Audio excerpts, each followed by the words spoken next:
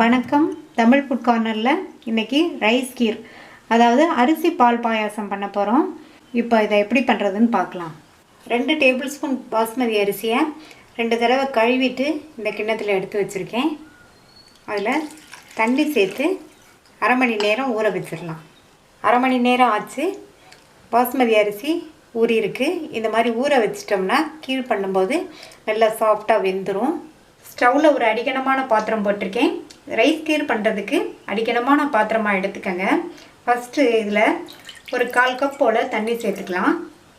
இந்த மாதிரி தண்ணி சேர்த்துட்டு அதுக்கப்புறமா பால் சேர்த்தோம்னா பால் பாத்திரத்தில் அடியில் பிடிக்காமல் இருக்கும். 2 டேபிள் ஸ்பூன் பாஸ்மதி அரிசி எடுத்தோம். அதுக்கு 3/4 லிட்டர் தண்ணி சேர்க்காத பாலை இந்த பாத்திரத்தில் சேர்த்துடலாம்.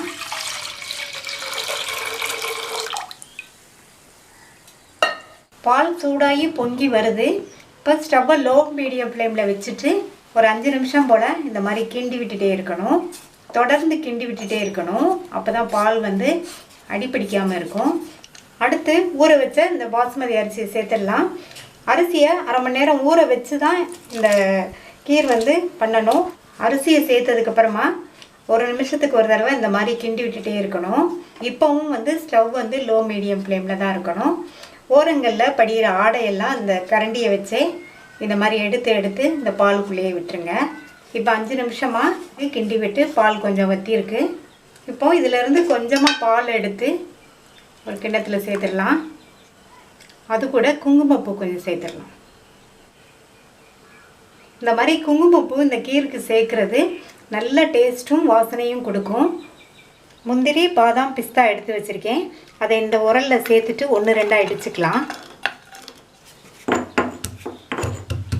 அரிசி பாதி அளவுக்கு வெந்திருக்கு. மறுபடியும் இதே மாதிரி கிண்டி விட்டுட்டே இருக்கலாம். அரிசியை சேர்த்ததுக்கப்புறமா 35 நிமிஷம் ஆச்சு. நல்ல சாதம் மாதிரி சாஃப்டாக வெந்துருச்சு. சுகர் சேர்த்துடலாம்.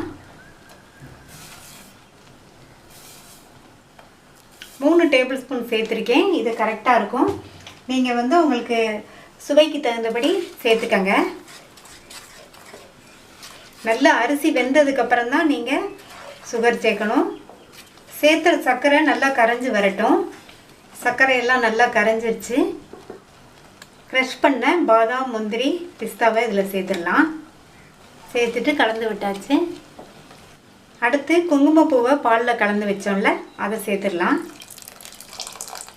குங்குமப்பூ சேர்த்து கலந்து விட்டாச்சு. இந்த கீருக்கு ஏலக்காய் பவுடர் அவசியம் கிடையாது.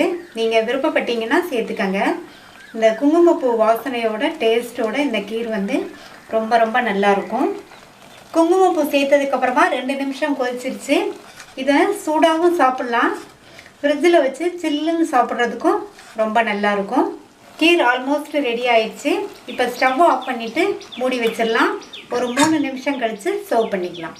நீங்களும் ட்ரை பண்ணி பார்த்துட்டு லைக், ஷேர் அண்ட் கமெண்ட் பண்ணுங்கள். தமிழ் ஃபுட் கார்னர் சேனலுக்கு சப்ஸ்கிரைப் பண்ணுங்கள். தேங்க்யூ.